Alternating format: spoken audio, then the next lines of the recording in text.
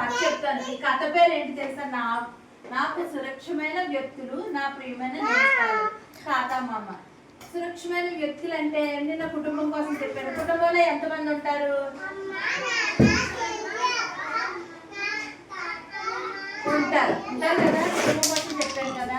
అందులో ఒక అమ్మాయి పేరు చెప్పాను కదా. ఒక పాప పేరు ఏం పేరు? Very good. ఏం పేరు? శిల్ప అనే ఒక అమ్మాయి ఉందంట.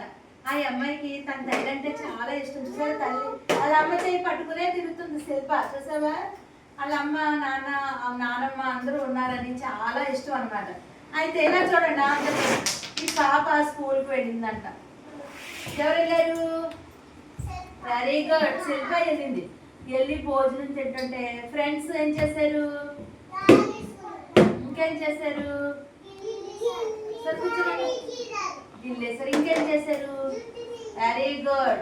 అప్పుడు ఈ పాప ఏడ్చుకుంటూ వెళ్ళిందంట. ఎవరి దగ్గరికి? టీచర్ దగ్గరికి కదా, అక్క దగ్గరికి వెళ్ళిందంట. అక్క ఇలాగ అన్నారని చెప్తే వాళ్ళ అక్క ఏం చేసిందంట, నువ్వు కంగారు పడకమ్మా, నిన్ను ఎంత ప్రేమగా చూసుకునే వాళ్ళు ఎవరున్నారు? మా నాన్నమ్మ ఉంది, అమ్మమ్మ ఉంది, అమ్మ వీళ్ళందరూ ఉన్నారు కదని అప్పుడు ఏం చేసిందంట, వాళ్ళ అమ్మ దగ్గరికి తీసుకెళ్ళింది. వాళ్ళ అమ్మ దగ్గరికి తీసుకెళ్తే వాళ్ళ అమ్మ ఏం చేసిందో చూడండి. వాళ్ళ అమ్మ ఏం చేసింది? ఎలా పడుతుంది? ఒకసారి పర్ణిక సాత్విక లేకండి. వాళ్ళ అమ్మ ఎలా కౌగిలించుకుంది? నువ్వు కూర్చో, మీరు కూర్చోండి. వాళ్ళిద్దరు చెప్తారు. ఎలా పట్టుకుంది? వాళ్ళ అమ్మ పాపని అలా పట్టుకుంది. ఏంటమ్మా అని అడిగింది. కూర్చో. అడిగినప్పుడు శిల్ప ఏం చెప్పింది? చెప్పండి అమ్మ. స్కూల్ ఏం జరిగింది?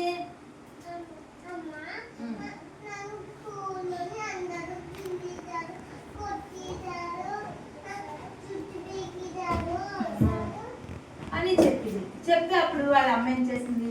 కంగారు పడకమ్మా, నేను మీ మిస్తో చెప్తాను, మీ టీచర్ గారితో చెప్తాను, నువ్వు భయపడవద్దు, మేము ఉన్నాం కదా మీ అందరు మీకు అని చెప్పేసి ఏం చెప్పేసింది?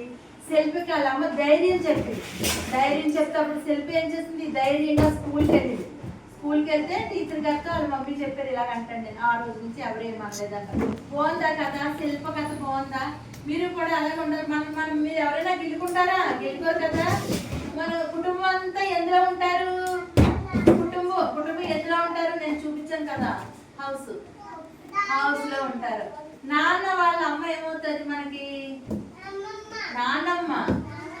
అమ్మ వాళ్ళ అమ్మ అమ్మమ్మ. నాన్నమ్మ అందరూ మనం ఇష్టపడాలి. ఓకేనా?